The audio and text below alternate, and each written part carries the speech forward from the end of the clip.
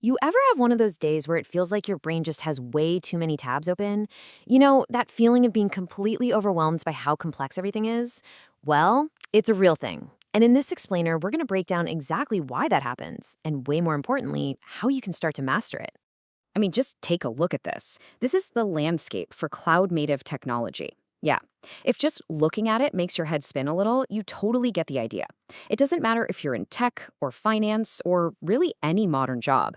Complexity is just exploding everywhere. And if your work ever feels like this chart, trust me, you are definitely not alone. There's actually a scientific name for this feeling of being mentally maxed out. It's called cognitive load.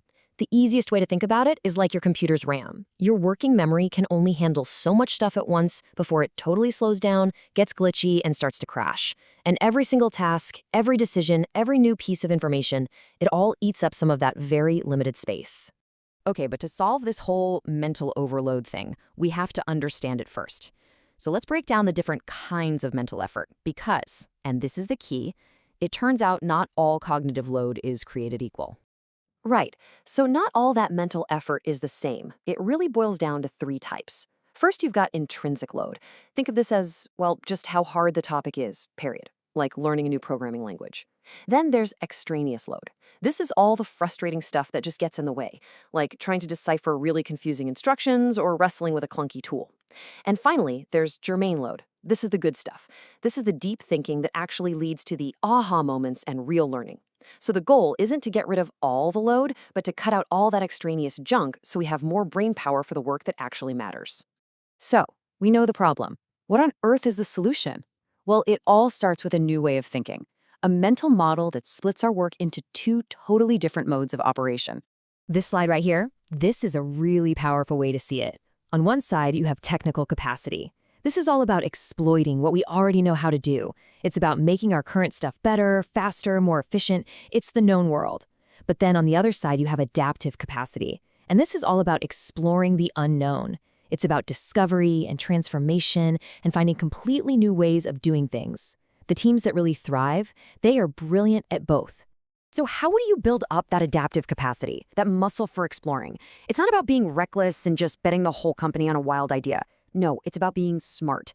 The goal isn't to avoid failure. It's to make your failures small, contained, and, most importantly, survivable. That way, every single one becomes a powerful lesson instead of a total catastrophe. So, how do we actually build that muscle for exploration while still, getting our day jobs done? Let's dive into a really practical toolkit for making that happen. Okay, here are 4 proven ways to carve out that protected space for innovation. First, you can time box it. Just set aside a regular time, like an Innovation Friday.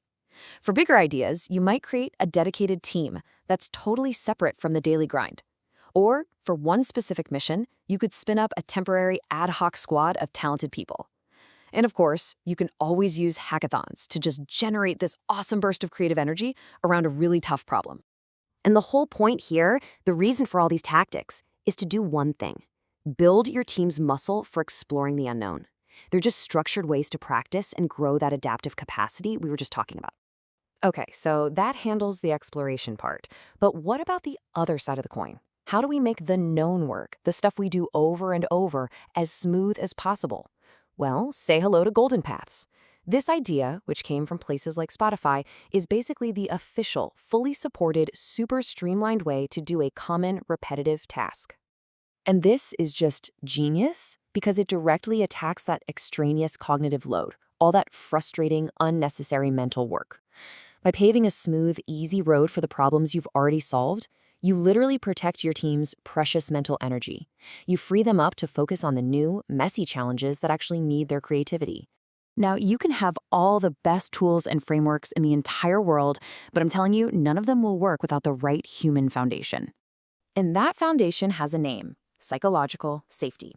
It's really just the basic belief that you can be yourself at work, that you can ask a dumb question or challenge an old way of doing things, or even admit you made a mistake, all without being afraid of getting shamed or punished for it. It is the absolute bedrock of learning and trying new things. This quote from a study on software teams just says it all, doesn't it? You can have the most brilliant people on your team, But if they don't feel safe, their best ideas are going to stay locked in their heads, and their most important concerns will never be voiced. So what does this safety thing actually look like in practice? Well, it's a place where mistakes are seen as data, as a chance to learn, not a reason to point fingers. It's where speaking up is actually encouraged, and new ideas are welcomed, even if they sound a little crazy at first. Just looking at this list, ask yourself, which of these best describes my team? So when we start to put all these pieces together, managing our cognitive load, balancing how we exploit the known with exploring the unknown, and building it all on a foundation of psychological safety, it actually changes the goal for all of us at work, fundamentally. I love this phrase. The new goal is to evolve from being a process handler, just someone who follows the steps, to becoming an intelligent orchestrator. You see, an orchestrator doesn't play every single instrument. Instead, they empower the entire ensemble, guiding and coordinating them to create something bigger and better than any one person could ever do alone. This captures that new mindset of leadership perfectly. The goal isn't to stand at the front and give commands and point the way. No, it's all about enablement. It's about giving the team the tools, the safety, and the capacity to solve its own problems and navigate the unknown together. So I'll leave you with this final question to really think about. Take a hard look at your team's daily routines, your meetings, your whole culture, and ask yourself, is your team built like a factory assembly line designed only to manage certainty, or is it built more like an expedition crew designed to navigate the uncertainty where all the real discovery and innovation happens?